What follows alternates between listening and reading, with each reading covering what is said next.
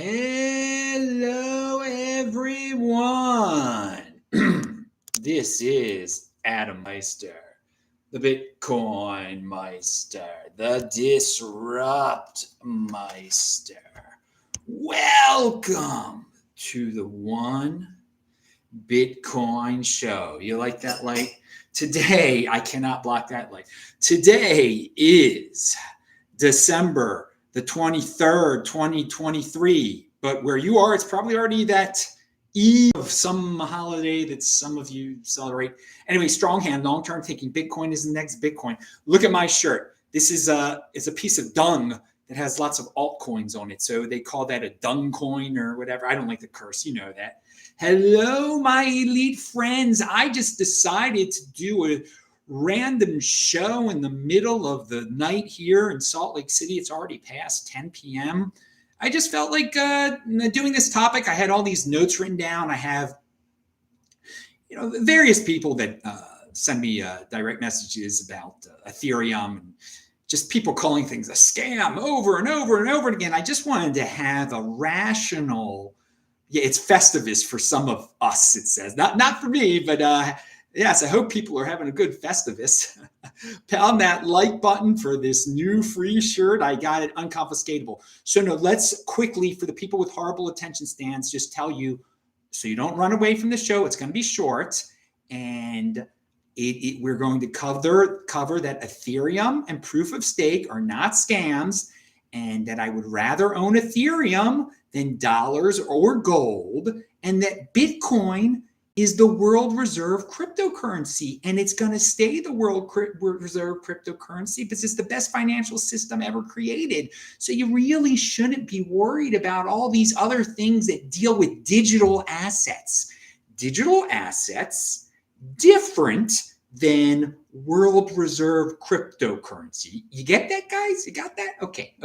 So let's, I also want to say we're one day closer to an all-time high, and Bitcoin always returns to its all-time high, guys. We're one day closer to 2024 having hype. And I'm offended by selling Bitcoin to this very day, guys. It's the world reserve cryptocurrency. But let me just quickly explain to you what proof of stake is, okay? And how Ethereum works and how Solana works too. But Ethereum's was the first one, okay? So the way the mining works, a bunch of people, and this is a really simplistic explanation. This is really all you need. People lock up their Ethereum, they stake their Ethereum, and that validates the new blocks, okay? It validates the new cryptocurrency. If they do it correctly, they get more Ethereum. Their reward is the new Ethereum that has been mined, that has been created out of thin air, okay? But they have validated it, all right? So the more Ethereum that you can stake, the more new Ethereum you are going to get, okay? Everyone agrees to that. No one is being forced into that system. You might think that system sucks, okay? You might say it's just, printing money out of thin air. But people find value in this Ethereum token because with these new Ethereum tokens that are created, you can do all this DeFi stuff. You can do this NFT stuff. You can do a lot of stuff. It's the world computer. Now, for Web3, for whatever you want to call it, it does stuff. You cannot deny that it does stuff. It does a lot of smart contracts. People want smart contracts that get around various government and institutional limitations.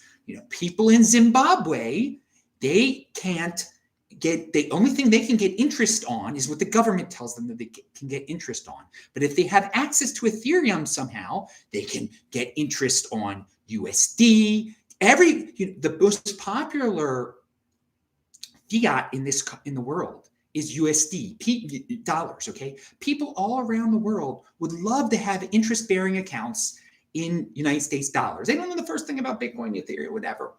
This is a way, but somebody in Zimbabwe, they can't open a bank account that's, at this point, they cannot. They could actually, Zimbabwe is a very interesting example because at one point they only had the US dollar then. But let's just pick another country out there, okay? There are plenty of countries a regular guy just can't open a bank account with United States dollars in it or with anything else but their local fiat, and they get interest in their local fiat. And of course, their local fiat is being inflated up to the yin yang.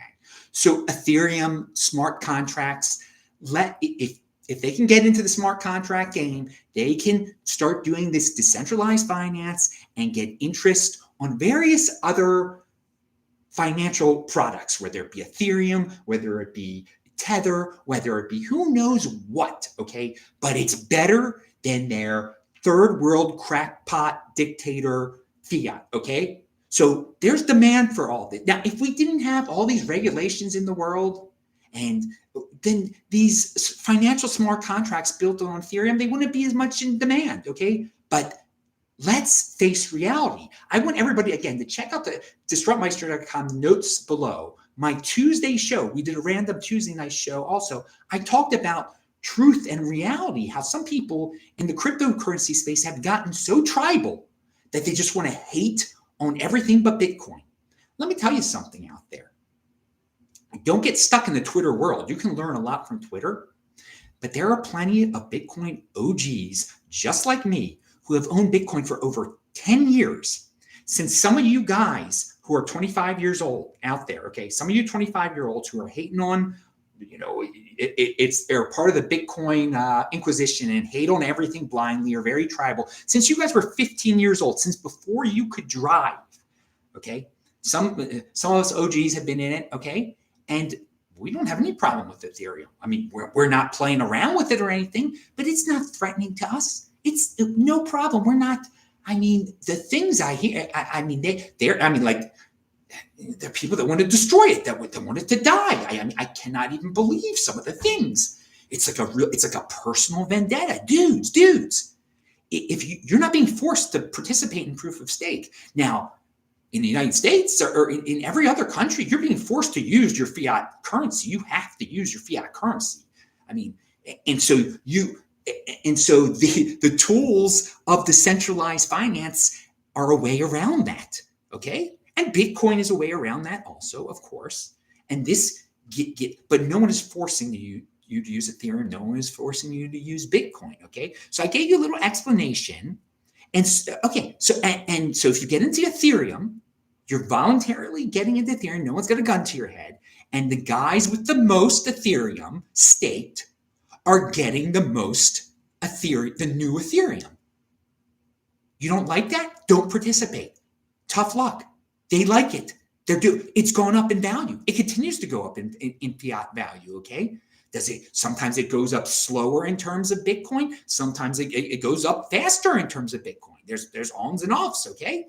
I personally think we live in a very simplistic cryptocurrency world where all the normies who jump in, the big institutions, and I have talked about this in the past before. I think it's going to end up at one point with really round numbers, with Bitcoin at $100,000, with Ethereum at $10,000, with Ethereum and Bitcoin making up about 60% of the $5 trillion market cap of all cryptocurrency. Now, I might be wrong about that now because this Solana thing is for real. What I've learned since then is that people want cheap transactions. Ethereum is no longer cheap. Supposedly, they're going to have a fix in next year. Okay, let them try. Don't compare them to 1942 Germany. I mean, it's insane. It's like they're the biggest threat to the world. Come on. No, it's they're experimenting over there. Good for them. Good for them building stuff, and good that Solana is challenging them, and that there's all sorts of competition out there, and that people at Stacks want to say they're building decentralized finance on top of Bitcoin. That's a matter of interpretation. Let all these people compete, or you can complain all day. I mean, these people, does Vitalik want to destroy your cryptocurrency? I mean, did Vitalik do something to your brother or something? I don't get it, dude. I mean, I really don't get it. I love technology. I love technology, and I love progress. And I understand, and I talked about this in the last show. Now, my previous show was an interview of Benjamin Dichter, who was in charge of the Canadian trucker protest. It's linked to below. Also, please check out these shows. It's during the holiday season. A lot of you just no longer work or no longer on the computer or whatever. It's a holiday season. It's not a holiday season for me. I mean, we just had a fast day on Friday, the 10th of Tevet. But these other things you guys do, I mean, come on, with your trees and lights and whatever, it's crazy. I mean, it's kind of pretty and everything, but whatever. And some people wonder why is the people of Adam's culture so successful? Well, we work all. I mean, we're working through all this. We're not distracted by this nonsense. These lights and trees and all this stuff. Have fun with your trees. No. And again, I'm comfortable. I'm a confident decentralist. You can have your religion. I'm going to have my religion. And please do what you do in your religion. Just, don't try to change me in my religion. And by the way, in Salt Lake City, I've never encountered a missionary at all. You would think you would, but the Mormons are very to themselves. I love the Mormons. Love the Mormons. Love them. All right. So check out all the links below and the recent shows. So people like round numbers, and so I think Ethereum will end up 10% of Bitcoin. I mean, all these people always get this almost like a sexual pleasure that Ethereum is going down in terms of Bitcoin. I mean, it's hilarious, but it always comes back up again.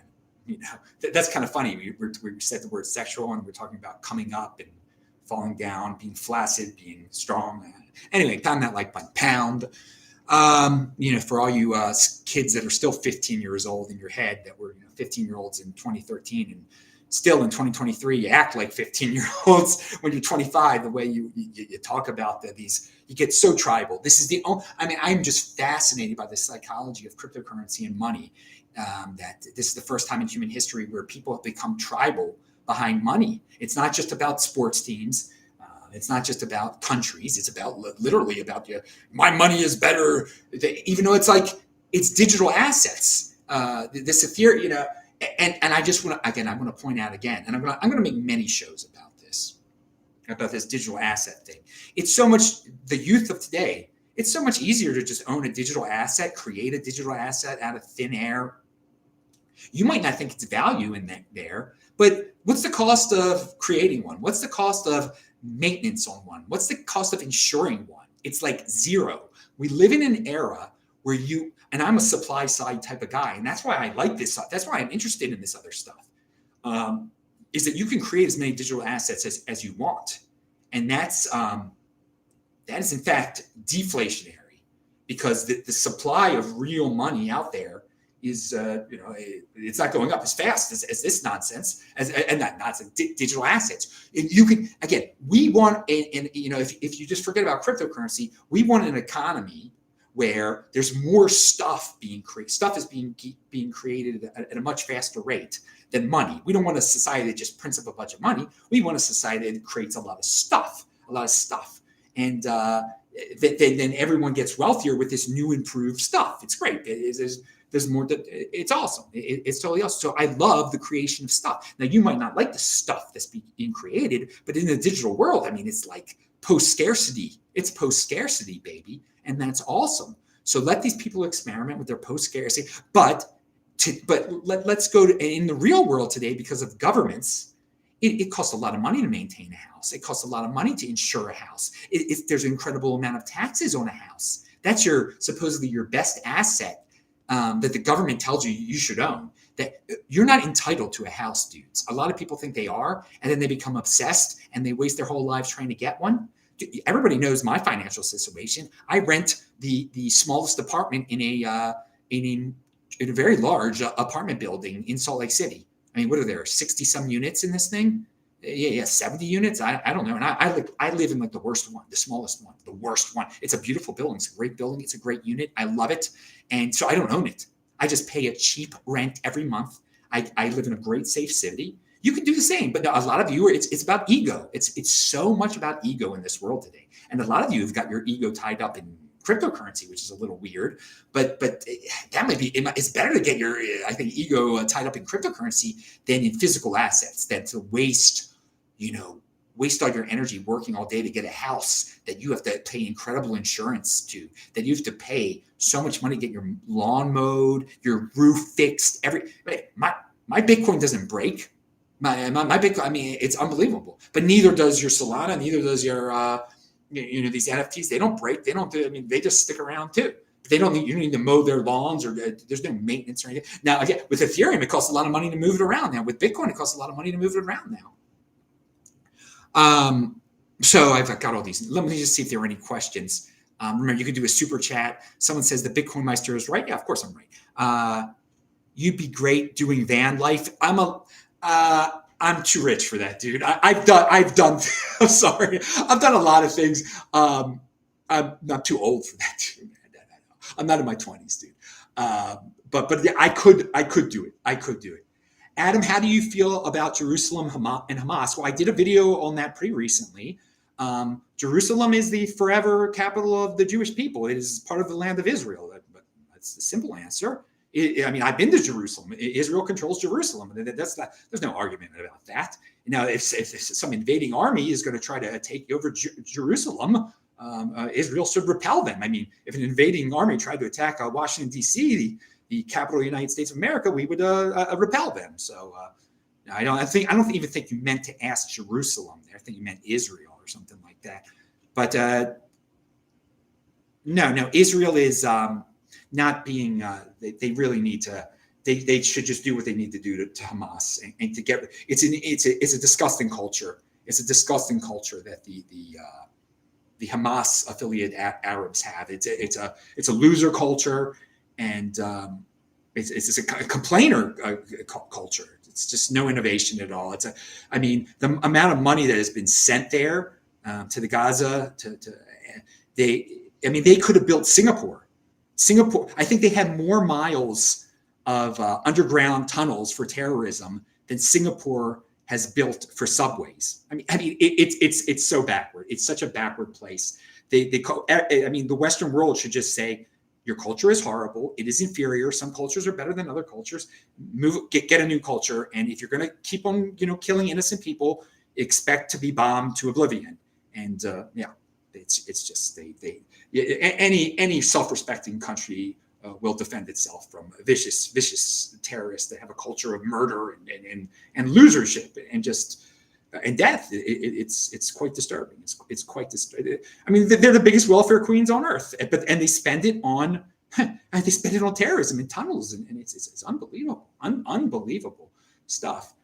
Okay, so that was a little bit of distractive. This is a little beyond Bitcoin right there, but the guy asked a question. I had to answer it. All right, so let's keep on going with this. But no, so I explained to you what Ethereum is. So they're not scams. It's all out there, dude. Everyone that's getting into that stuff, volunteer. Now, if they don't fully understand that, the people that validate the most Ethereum are going to get the most Ethereum, then they don't understand that. And I think a lot of people don't. But why would they care? I mean, if you don't want it, then don't participate, and you'll get no Ethereum. But if you're some poor Joe Schmo and you were somehow able to get Coinbase to stake one Ethereum for you, then you're going to get less than Coinbase is, but you're still going to get some more Ethereum, but you might have other uses for your Ethereum. I don't know. That's your personal business. I'm not going to worry about you, dude. You're not doing anything to me. But I really don't think we should be encouraging, in these third world countries. I mean, in the Gaza Strip, in fact, people should be, getting into these digital assets. Should we be preventing these people from having digital assets, to getting into this new digital economy, to being able to get interest on more valuable currencies than they're able to get interest on now? Everybody has a right to use their assets as productive assets. Why? I think there's some people out there that have some weird perspective on life, that getting interest on your cryptocurrency or your digital assets, somehow making money off of that through you physically doing nothing, is like some kind of cheat move or something like that. No, your asset, that's the ultimate Western culture that we live in right now. This technological supremacy that we're in, this digital abundance, that we can have assets work for us and we can just pick our noses all day and get richer. It's awesome. It's awesome. It really is awesome. So, I mean, yeah, why can't everybody in this world be part of the laptop class? And, I hate class warfare, but you know what I'm talking about.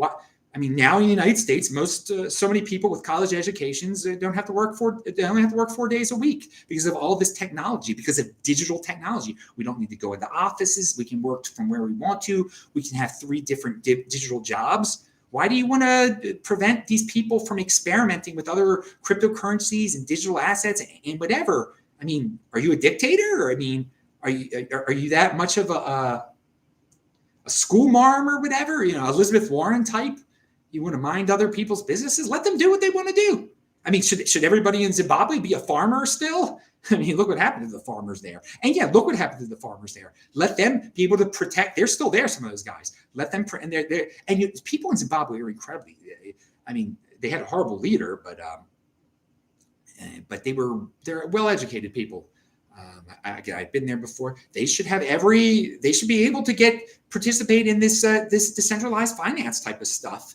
And you can call it whatever you want to call it, but it gets them wealthier. If they can get into this, it's better than playing like Robert Mugabe's game. It's like, do you want the Robert Mugabe types of the world to tell you how to, how you can control your finances, or do you want an escape from that? And, the Mugabe types of the world, Hugo Chavez or whatever, that you're only going to get interest one way, okay, through their weird fiats. While they have gold and Bitcoin and who knows what they have. But as the title says, I would rather have Ethereum and Solana, to tell you the truth, than dollars or gold, because you can actually do things with these things. I mean, you get interest on it. You can create NFTs. You can do who knows what in the future. What can you do with gold? It's just a rock. It's just a preservation of wealth. Well, the way I preserve my wealth is with Bitcoin, because it is the world reserve cryptocurrency. And that's what if you're a true confident decentralist, there should be no doubt in your mind. So you can say, okay, all these other dudes are doing digital assets. I don't care about that. I don't care about decentralized finance. I just care about Bitcoin. But people, and so, yeah, you're preserving your wealth. No one can take away your wealth or anything like that. If you're in like Mugabe land or anything, they can take your wealth at any time. The price control, and they have price controls in some of these countries. They have capital controls where you cannot take your money out of the country. Someone just sent a super chat. Let's see this. $20 from Nomee Nome. Dude, thank you so much, dude. We only need like $41 for me to do the next one Bitcoin show, even though this is the next one Bitcoin show. So this one's for you, Nomee Nome, baby. I will thank you in my future shows. You're really awesome. Someone says, I think Bitcoin maxis are afraid of Ethereum. Well, I don't like that word Bitcoin maxis, first of all, because it makes me think of a pad that, anyway. If it's safe and provides yield, they think more people will invest in Ethereum than Bitcoin, so they make up lies about Ethereum being a scam. I think it's a very few people out there. I think a bunch of young people that get into this just like being part of a tribe, and they don't even know what Ethereum is, and they don't even understand what yield. They don't really care about yield. They just think it's a war. People like to be in wars. People like to have scapegoats. It's disgusting, and that's one of my philosophical. My main philosophical points in life, part of my, main things I build my philosophy around is confident decentralist, no scapegoating. Life is not a zero-sum game. So there's a lot, people think there has to be one winner, Ethereum or Bitcoin or Solana or whatever, or gold or dollars. No, they're all going to keep on going. And yet, I don't think, and I say this almost in every show now, United States dollar isn't going anywhere. People say Bitcoin, the only way to succeed is if 50% of the world uses Bitcoin. No. Again, most people are going to remain stupid and slaves to their fiat currencies. Let them do that. The United States dollar will remain the best currency on the planet Earth, best fiat currency on the planet Earth. Those other countries cannot get their acts together. In Ethiopia, I think only 20%. Ethiopia is part of BRICS. You guys think BRICS is going to take over. They're going to create their own currency. It's better than the United States dollar. In Ethiopia, only I think 30%, 20% of the people have access to toilets. So they go in the sand. I mean, literally, they have to go in the woods. That's part of BRICS. Ethiopia is joining BRICS. It's one of the new ones. It's just joining BRICS. Yeah. They're gonna create something that's better than the United States dollar. Yeah. Sure. That's it. People don't even think when they say these things like BRICS will take over the world. Yeah. Where they can't even wipe the tuchluses. Literally, they're walking around with dirty tuchluses. It's unbelievable. A lot of people don't remember. We are the world. Do you remember what that was about? It's just hilarious how people love to hate America. That's envy. That's jealousy. United States of America still has the best. There's a lot of unfreedom here in terms of economics. What they say we could do with our money and whatever. It's complete nonsense. But no, this is where people come to start businesses. This is where people are innovating. Silicon Valley and the people that are involved with all sorts of technology, whether it be AI, whether it be cryptocurrency. This is the golden age. The United States of America is creating the golden age. This is the heart of it all. It's not Ethiopia. It's not Egypt. Okay. They're doing Europe is great. Japan is great. They do exactly what the United States does. They're part of our coalition. Okay. I'm a United States citizen. Okay. The Western world, it's superior. The culture of the Western world is superior to these BRICS nations. They're jokes. India. The bureaucracy there. It's hilarious. Follow Jayant Bandari. He's been on my show before on Twitter. He's Indian. He'll tell you all about India. It's a mess. It's filthy. It's a mess. And these countries are getting better, and I hope they do. But they don't have it's not the same values and everything like that. Again, I've gone off on the rant, but I want to tell you something. In these third world horrible cultures, there are good people still, and they should have access to this digital stuff. It only takes a smartphone. It only takes a crappy computer, just an internet connection. It can be slow, but you can get into this DeFi stuff. So I love people who want to be innovators. I love people who don't like crappy cultures and who would want to be part of the United States, but physically can't get here, but they can be a part of the revolution, the digital assets. Instead of worrying about getting a cow, in India or whatever, get yourself some Bitcoin, some digital. It's much easier to maintain. It's much cheaper than a cow, in fact, for some. I know some of this sounds silly, but again, we are moving to this new digital world, and a lot of people think, well, it's all up. It's fake. It's not real. I can't touch it. But think logically on the cost of maintaining physical assets now. Mostly because of regulation, it just keeps going up and up and up. It's nonsense. But there's, whether it be a token or whatever, one of these NFTs, or whether it just be plain Bitcoin, maintenance costs and insurance costs is basically nothing after you buy your storage device, which is a few $100s or whatever, and the real good ones, Trezor or whatever.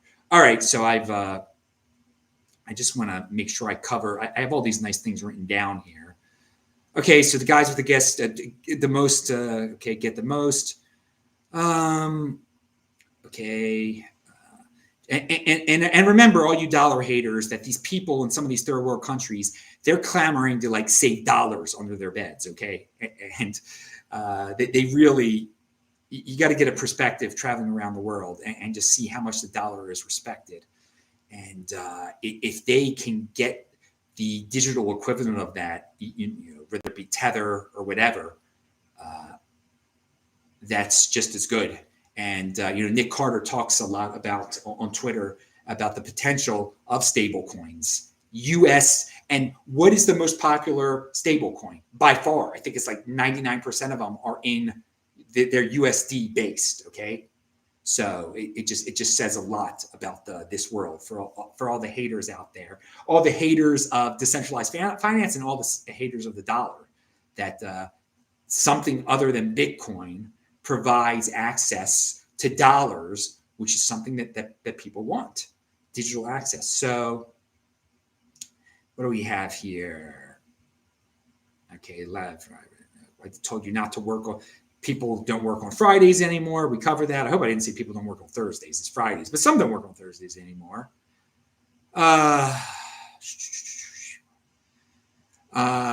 Yeah, and here's a good point, guys. It's almost cringy how some of the Bitcoin people out there, what they say about Ethereum and proof of stake. They sat, and Solana or whatever, I mean, any altcoin. And I know this is a funny shirt. This is a joke. I'm making a joke about it. I got this shirt for free. But I don't sound cringy. I'm like, I admit it's a funny joke to call them S coins or whatever. Okay, they're not going to be the best money on earth. But when you hear Bitcoiners calling Ethereum scams, and it sounds exactly like the normie haters saying the same thing about Bitcoin, and that if you own a Bitcoin, that you're treacherous to these people, to people like Elizabeth Warren. You sound like Elizabeth Warren talking about Bitcoin when you're talking about Ethereum and proof of stake, just calling it a scam. It's not. I explained what it is. How is that a scam? Who's stealing from who? People are voluntarily getting into this, and there's value behind what they're printing out of thin air. And I explained what the value is, okay, for people all over the world because of various government interference and various just, there's a lot of companies that deal with finance. You got to show them your ID. You got to show, why deal with that? Why not just get into decentralized finance? Get rid of all these roadblocks. Do something. Why should you be forced to deal with an incumbent financial institution? Why can't you go to an innovative DeFi institution if you so desire? Why not? Why not? Because you say so? I mean, because you're a busybody?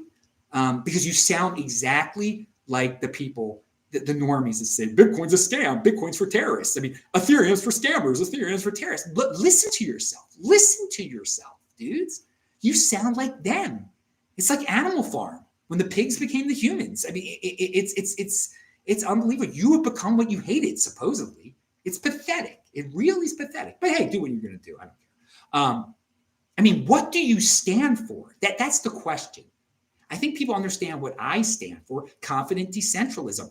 Do you stand for people being forced to use Bitcoin? Do you stand for thinking that you can protect other people, that they shouldn't be able to do what they're going to do?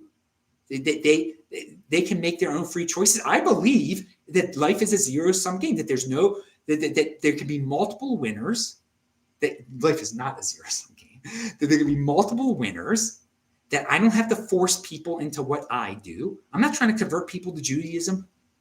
That it's so funny. Throughout the history of Judaism, that's one of the reasons people have hated Jews. Why don't they proselytize? Why do they think they're so special that they don't try to spread their religion? I mean, the things they come up with, they hate on Jews, but it's the same thing. The things they come up with to hate on Ethereum. People are making interest. People are getting yield.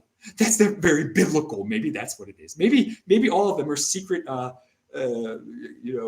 closet religionists that believe in the strictest interpretation of the Bible, where people who get interest should be put to death or something. I mean, that's the way in Europe in the old European days, the Christians didn't want to deal with interest. They thought it was filthy, so they made the Jewish people deal with it, and then they wondered why are the Jewish people getting rich? It's crazy. They were the only bankers. They forced the Jews to be bankers, because it was dirty. I mean, this is the same type of backward mentality that you guys are professing today. What do you stand for? What do you stand for, dudes?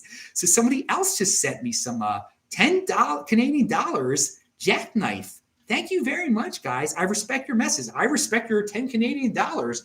And since I have my passport again, I can go to Canada this summer. Notice I didn't say winter.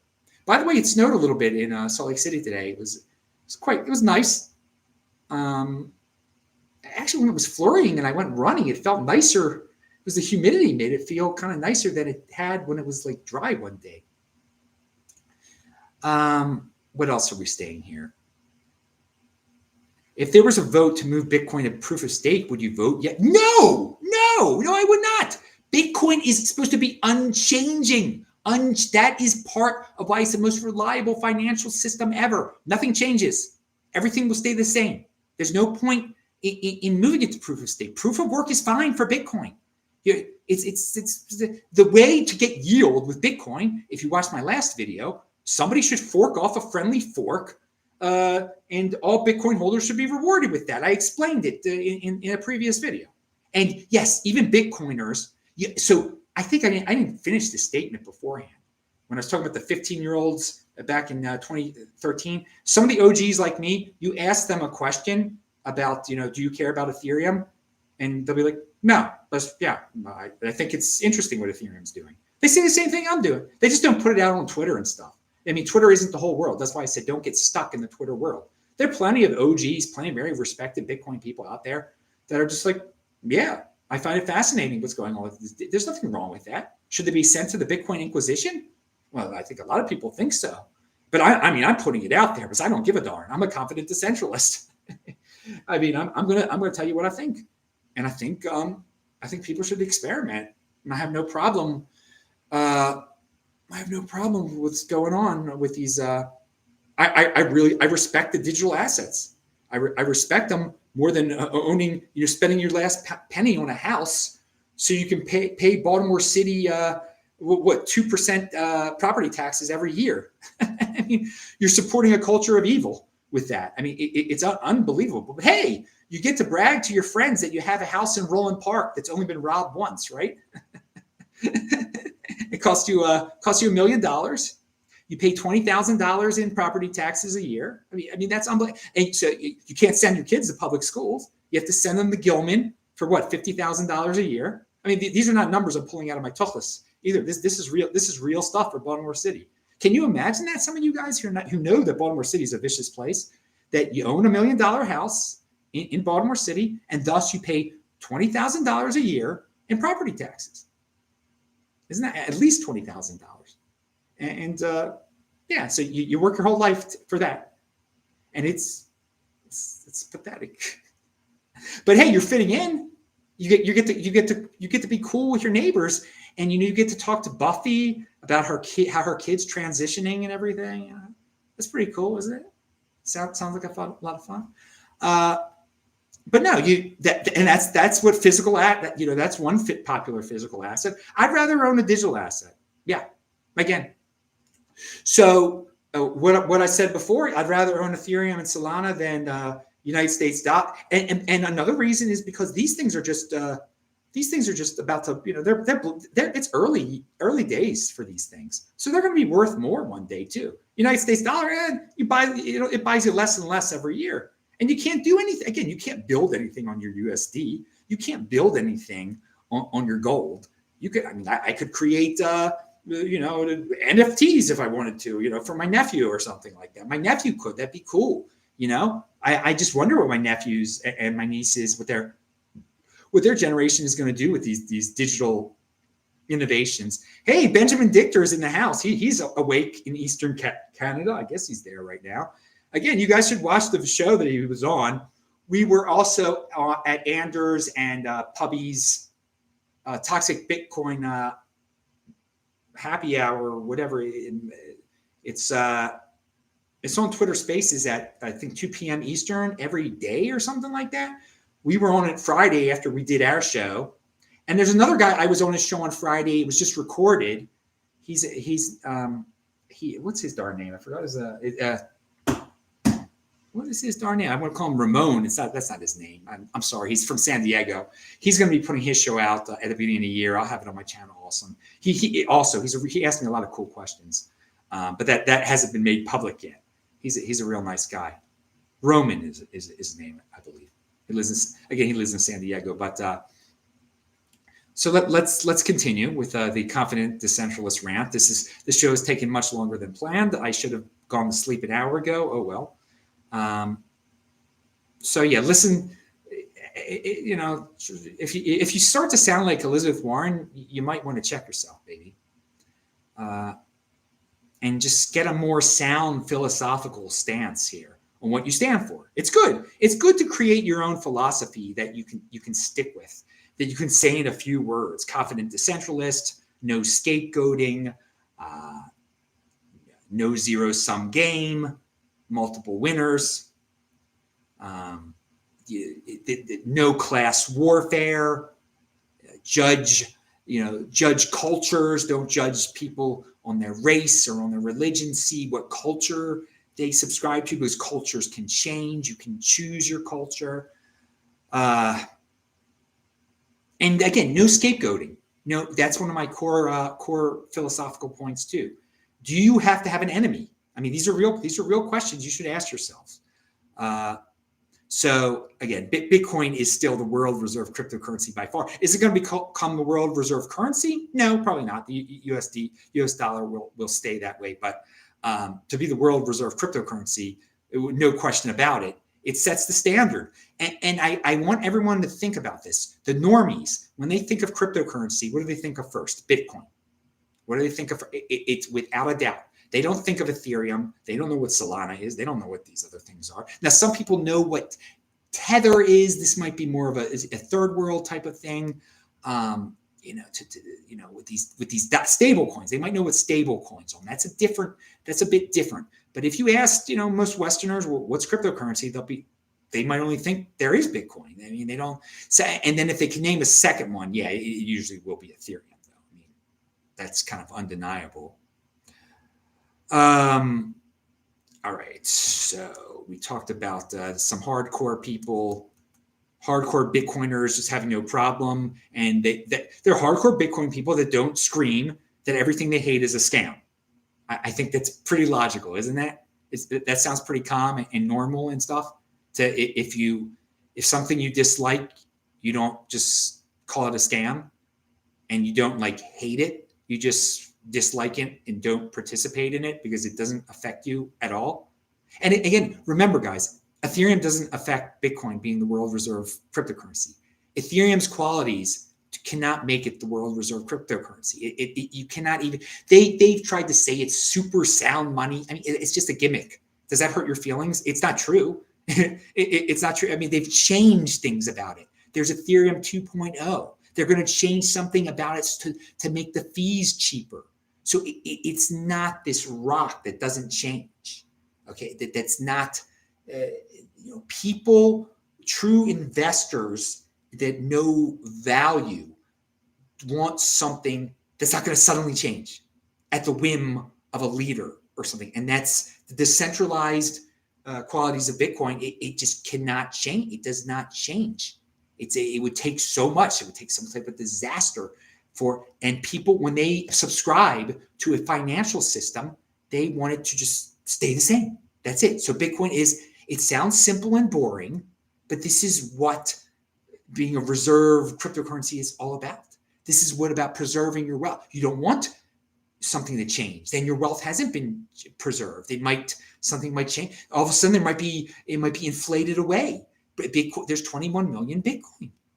Doesn't mean that someone can't create a friendly fork to give the holders some, because people just put value in these all sorts of things. So they would put value in a friendly fork also. I went over that in the video from Tuesday night. Watch that.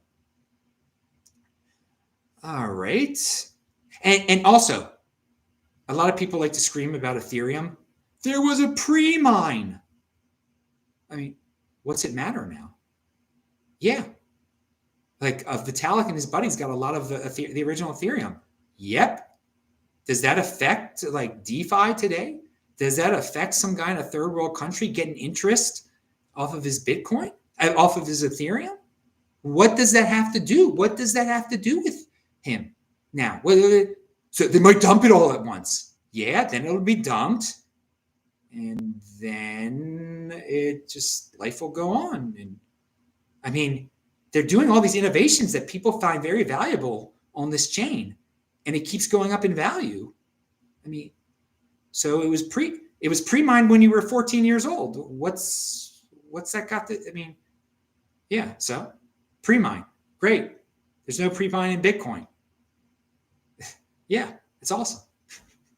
I mean, it's again, should Ethereum be burned at the stake because there was a pre-mine? I mean, some people believe so. Yeah, it's a joke. I mean, what's it to you? What's it to you, brother? I mean, it doesn't. These guys are getting rich off of this Ethereum stuff, and there was a pre-mine. Yep. And when I say these guys, I mean guys that weren't involved with the pre-mine or anything like that. There's all these people building things on it. I mean, Solana's funded by venture capitalists. So I mean, are people not like creating things and building things on there and getting wealthy because of it? It was funded by venture. Is there a problem when something gets funded by a venture capitalist?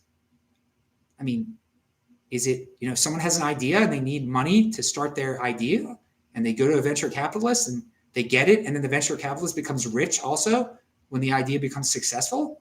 Do you have a problem with that? I mean, how does it affect you? I mean, a lot of people just say the word venture capitalist and you're supposed to run away and cry and think it's like Satan.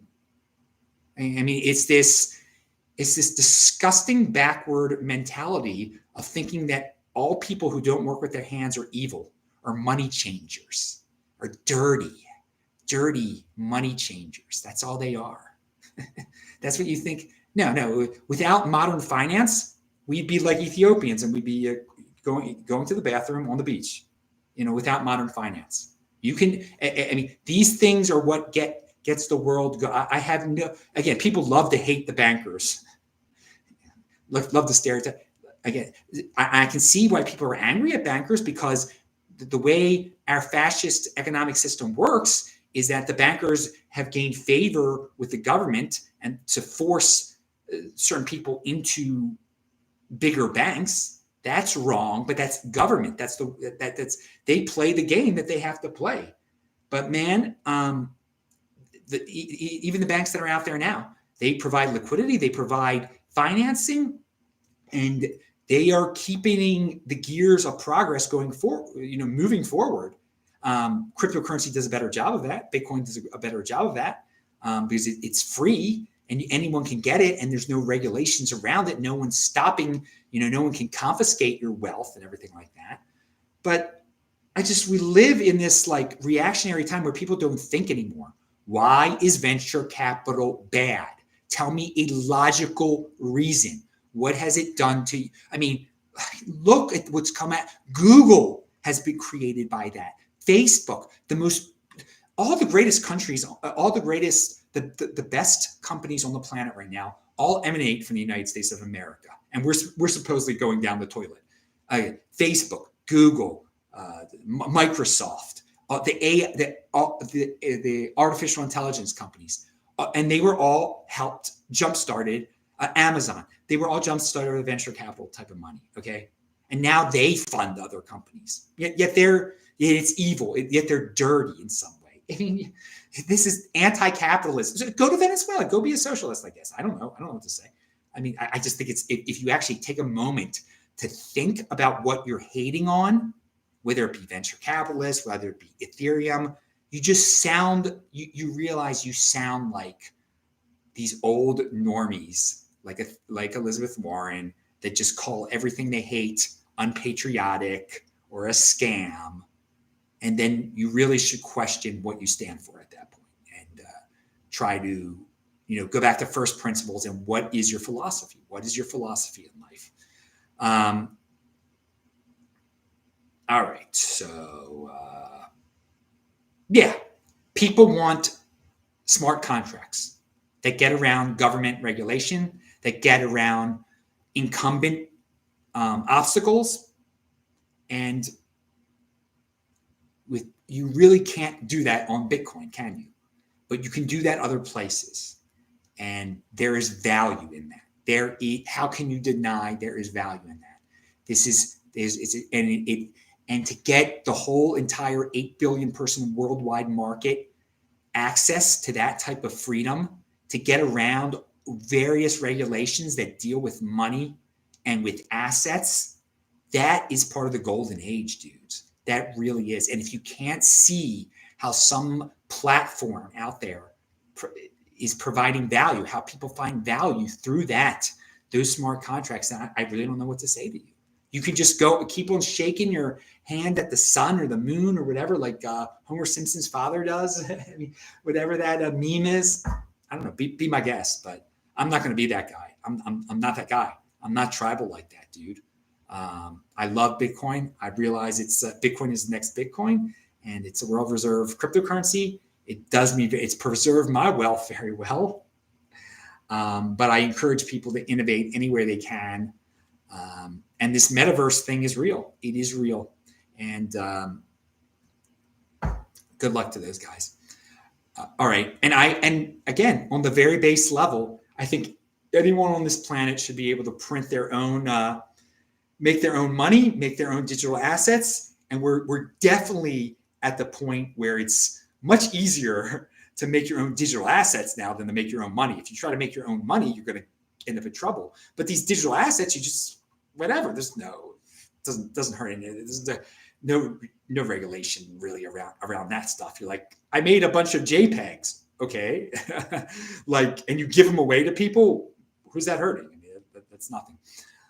And people find it, they think it's fun. I mean, I don't think it's this ordinal stuff and these BRC20 tokens. It's not my thing, but people find value in it. So watch my previous 2 videos too. Pound that like button. I'm just reading my notes too. Yeah, that's it. And I'm just going to read the final questions. Okay. Yeah. Subscribe to the channel, dude. And we talked on Benjamin Dichter and I on the previous show. We talked about El Salvador, how people put it out up on a pedestal, and there's like a political prisoner right there, right? That used to be part of the government. And no one in Bitcoin is talking about it. His name's Alejandro, and I think it would be very interesting if more people in the Bitcoin community would talk about this. I'm going to keep on talking about it. I'm Adam Meister, Bitcoin Meister, Disrupt Meister. Pound that like button. I might do some more show. We raised like $30 today, so I only need like $30 more to do another show. There might be one on that day that a lot of you take off Monday. A lot of you guys are taking off or something. I don't know. All right. Pound that like button. See you guys later. Bye.